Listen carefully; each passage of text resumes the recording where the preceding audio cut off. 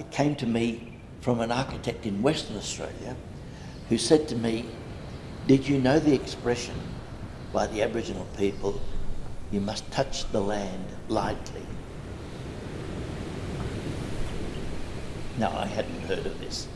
He said, "Well, I just want to mention that to you because I think that the buildings you're doing are working with that as an idea."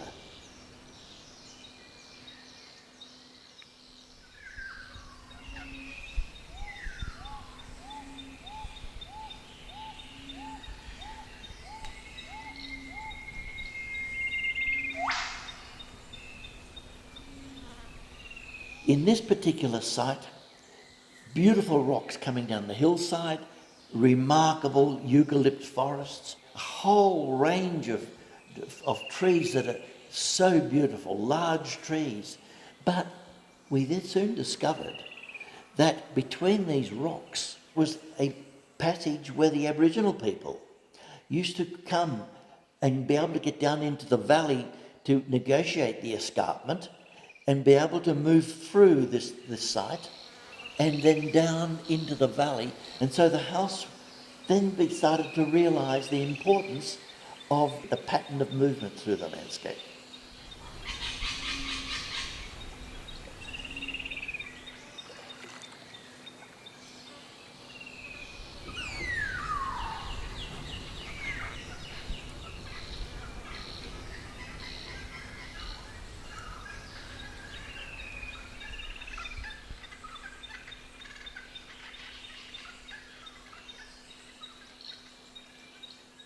The critical thing in designing is to understand the section of a building. For example, if you take an onion, the vegetable onion, and you cut it horizontally, all of a sudden you see it's a lot of rings. But you don't quite know what's happening with those rings until you cut it vertically. When you cut it vertically, you can see what's happening. So to take an onion and cut it vertically and horizontally, you understand what the vegetable is about. When you take architecture and you cut it vertically and horizontally, you understand what it's about.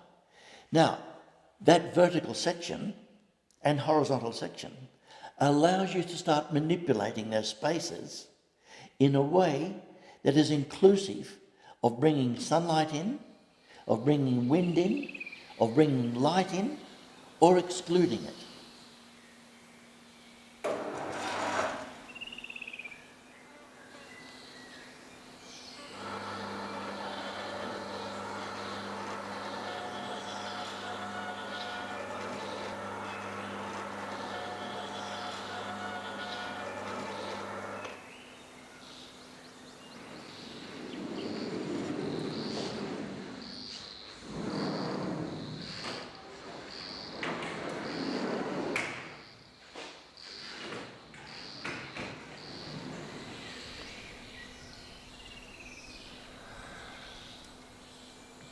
So the important thing is to start thinking about prospect and refuge in architecture. That ability to look out for prospect, not quite sure how far you can see out or what it lies beyond. With prospect, there's part of the unknown. Associated with the unknown is the importance of refuge, to take refuge, to be able to sit and have your back into a corner to be able to look out into the landscape.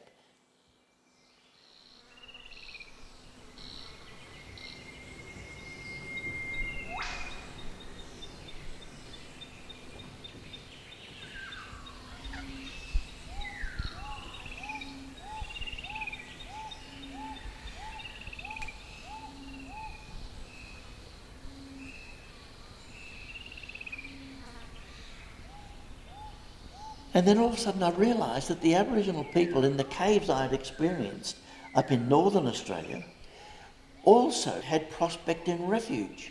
And the Aboriginal people never came up from the bottom. They always came around the edge and moved into the space this way. So you never entered front on, as we often do in the formal way as European. When you think of many buildings like town halls and civic buildings, they're all entered on the centre line of the buildings. The Aboriginal people always slid in on the edge. And so you can enter the house and take refuge or continue on into the landscape.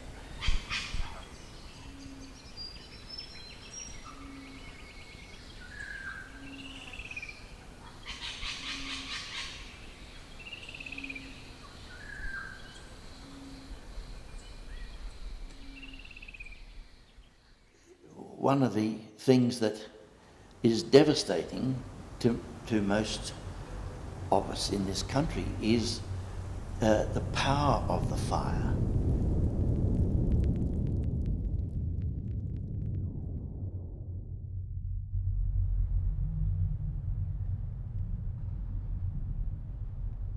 Of course, our flora has developed through the occupation of Aboriginal people here for 50, 60,000 years. The fire stick technology, where they burnt all the time to actually, it was also not only renewing, but it was a form of farming.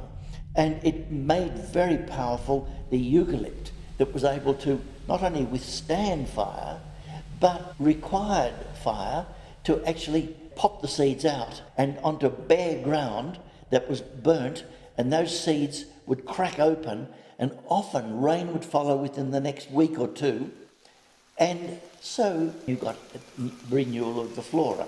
So renewal is also a very important part of our landscape.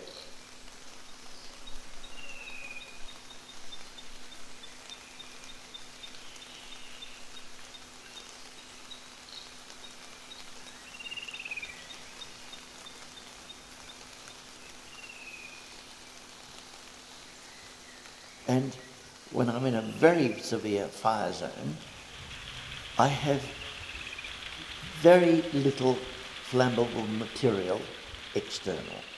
I will always have a huge water supply.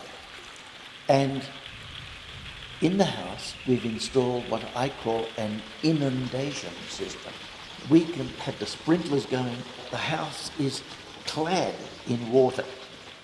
The fire can come around, and the house, 90% certain, would be saved.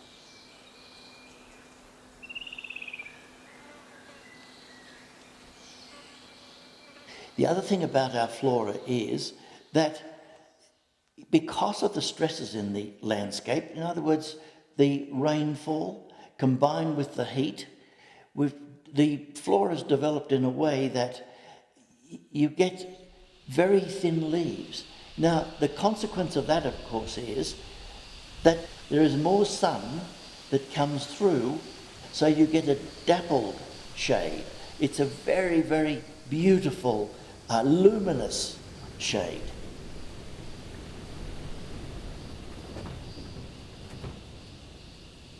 And the light coming through onto the trunk, what that does is gives a legibility.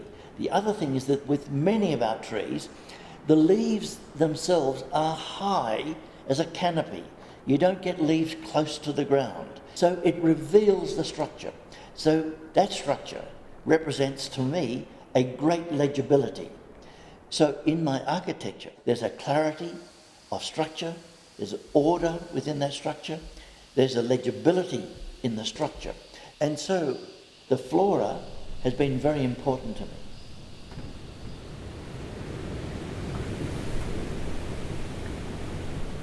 And the great strength from coming out of the ground and to the delicacy at the edges. Our trees are both powerful in their visual structure and delicate in their flora, in the leaf pattern, and the flowers are extremely delicate. And so it's influenced me very powerfully in the architecture.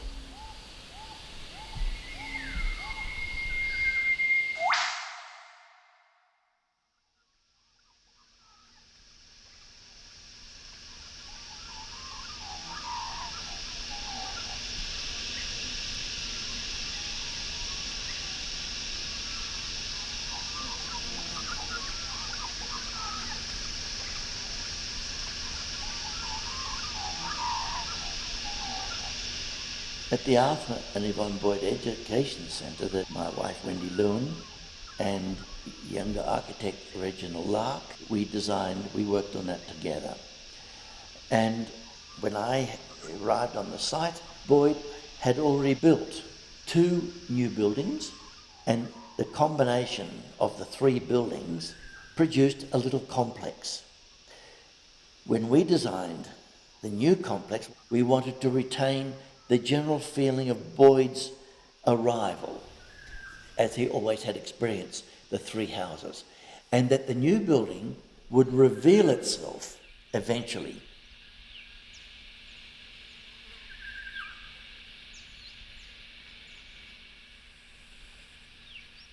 The important thing was that the Arthur Boyd was one of the great painters of Australia. And from the outset in the design process, we recognised the importance of designing a building that needed to be commensurate with the quality of Boyd's work.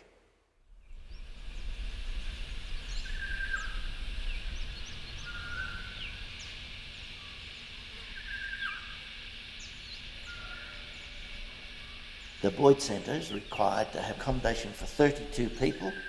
It has to collect its own water. It has to manage its own waste. The building stretches out along the landscape, and what we wanted to achieve, that roof lifting up and a 45-degree angle cutting out into it on the mitre, which allowed beautiful views to the east. You lift it up to reveal the sky, let the ground drop down in front of you. So again, designing to reveal the elements in the landscape.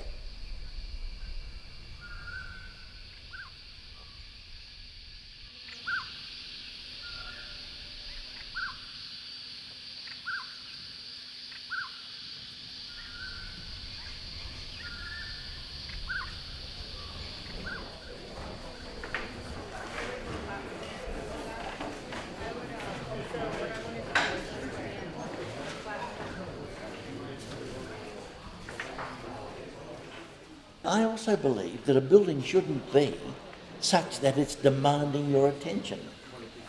The building should be the background to your life. It should allow your life to be comfortable in the sense of being able to relax and remove from the stresses. And so I love an architecture that's strong, but also quiet.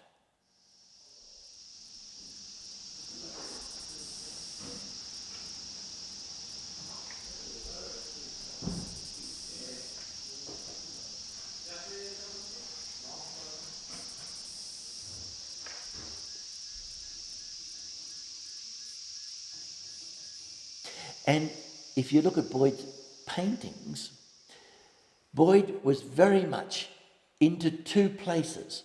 He was at one place, which is the native landscape that he loved, and he loved the rural landscape. And so he lived in Australia for 5 months a year, and he lived in England in the countryside for 5 months a year. So the Boyd Centre is designed so that when you walk along the access way, you thrust one part into the native landscape, then as you come to another framed area, is the cultivated landscape. So he bought a property in Australia that had both as well.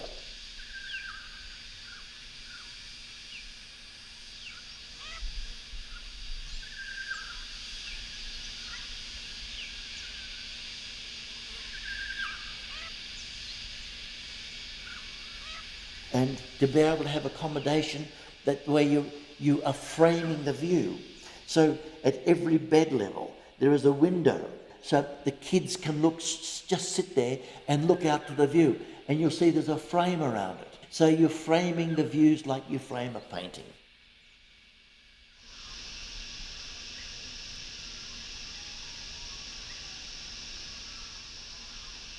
The houses and the buildings I'm working on, many people look at them as if they're just objects in the landscape. Think for a moment about a composer in music. The composer visualizes in hearing what the composition is going to be. A conductor will put an orchestra together to perform that work, and there will be a further interpretation on it by the conductor with the orchestra. And there's the audience to listen to this beautiful work. Now, what I'm trying to achieve is not a dissimilar thing. The architect, I believe, can be the composer.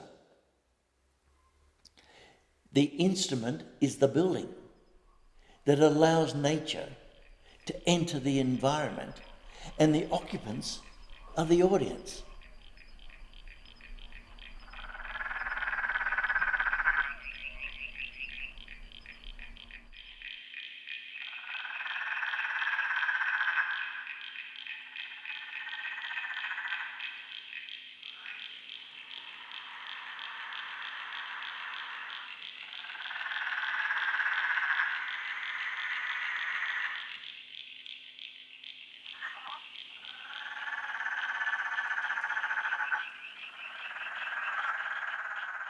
I love that as a notion, taken a little too far at the moment in this house, where the frogs are so loud that you can't sleep. But it's fantastic to think that I have created a place here for nature to start develop in the most phenomenal way. There are 3 to 4 different types of frogs now in here that are extraordinary, and the sounds are amazing sounds. Or you hear the black cockatoo, or you hear the whipbird, or you see the finches. I think this is incredibly important, that we actually have nature as part of our daily experience.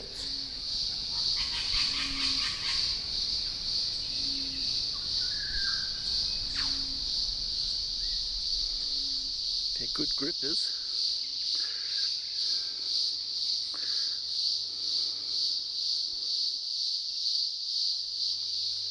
There you are.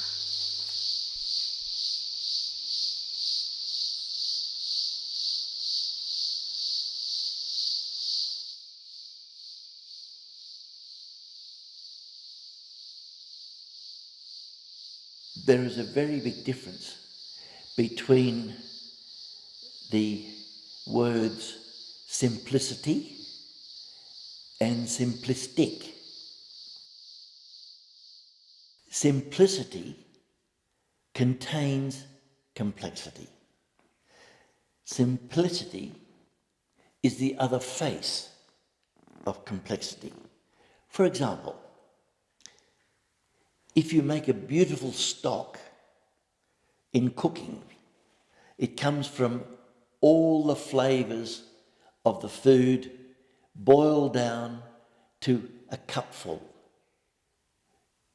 That is the most beautiful simplicity, but it's very complex. And so simplicity is the other face of complexity. Simplistic has no complexity.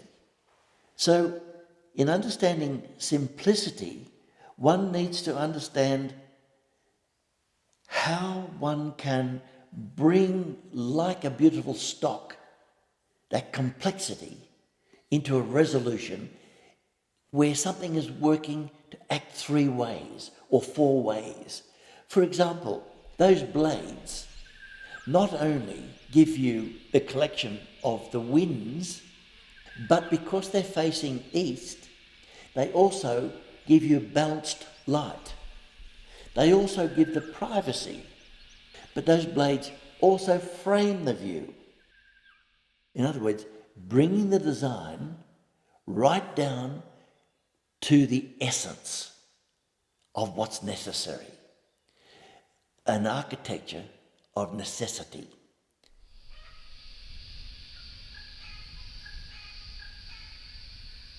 It's about structure. It's about materials. It's about how you put them together. It's about space. It's about light. It's about really important issues for the human spirit to be able to appreciate nature, to feel the qualities of nature. Read the importance of nature to our health, to our intelligence, to the importance of a child. These are really important issues for our species. This is actually essential stuff. And I'm interested in what is essential. And out of the essential, I'd love to think that you structure the junction of the poetic and the rational. They must come together, not separate. They must be together.